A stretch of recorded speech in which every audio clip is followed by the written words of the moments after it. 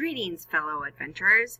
You are here to learn something new, and believe it or not, I'm here to teach it to you.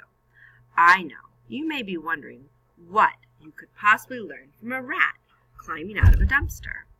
But I am Ratatouille, the famous rat adventurer. I travel the world looking at plants and animals and all the different places they call home. I'm going to take you on a special adventure all around the world. You're going to learn about some amazing and incredible places and animals. And we're going to start our exciting journey right here. I know, it doesn't look like much, but it's special to me and it has everything I need. Welcome to my home. This is the alleyway where I live. Take a look around. What do you see? There are trash cans, litter, boxes, drains and dripping pipes, old buildings and gutters. It's a perfect home for a rat. It has everything I need to live. All living things need food and water to survive. Animals like me also need shelter. So animals need food, water, and shelter to stay alive. My food comes from these trash cans and the litter on the street. My water comes from the gutters, drains, and pipes. And my family and I have a shelter down under some steps nearby. All of these things make up my habitat. A habitat is a place where an animal or plant lives that has food, water, and shelter. It's true that my home, the alleyway, is not considered a natural habitat, like a forest or a pond. But with so many humans using up so much of the Earth's natural resources, some animals have been forced to survive in human-made habitats. What are the 3 things animals need to survive? That's right. If a place lacks any of these 3 things, then it's not a good habitat. Animals and plants usually live in a habitat that are just right for them. Just as people can't live underwater or in the air, plants and animals can't all live in the same sort of places.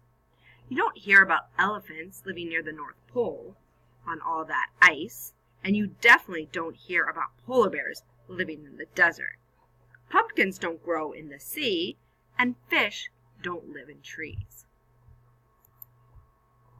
I can tell you firsthand that rats can't live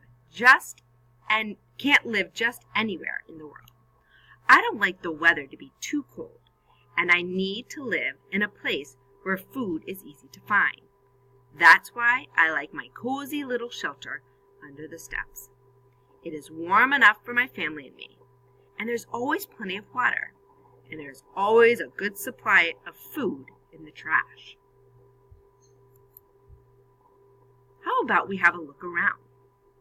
You might have a park like this somewhere near your neighborhood. People like to spend time playing and relaxing in parks. But it's a habitat for many other things too. The grass, trees, flowers, and bushes in the park need food and water to live. The animals that live in the park share it as a habitat. That includes the pigeons that fly around looking for crumbs to eat, the squirrels, owls, and chipmunks that live in those trees, the bees, fireflies, and mosquitoes buzzing about, the raccoons and possums that come out at night, and even the frogs and fish in the pond nearby.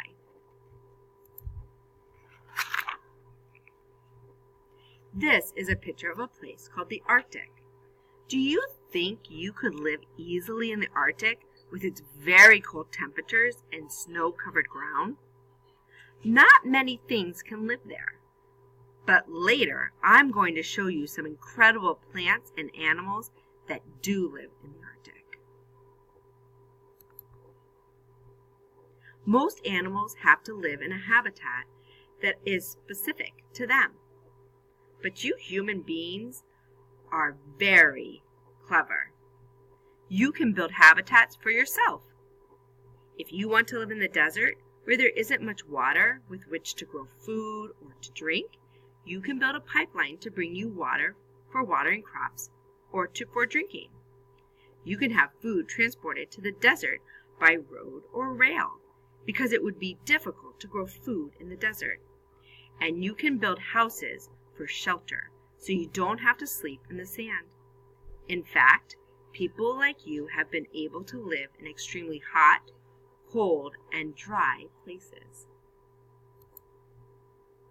We're going on an adventure that will take us all over our amazing planet Earth. Over the next several weeks, I'm going to show you some fascinating animals and plant habitats that might be quite different from yours. You'll see some wonderful and unusual places where things can live. I can't wait to show you all these interesting places. But first, I have a lot to pack. Because we're going all over the world, I'm going to need a backpack full of gear. So hold on to your hat, and get ready for a marvelous adventure.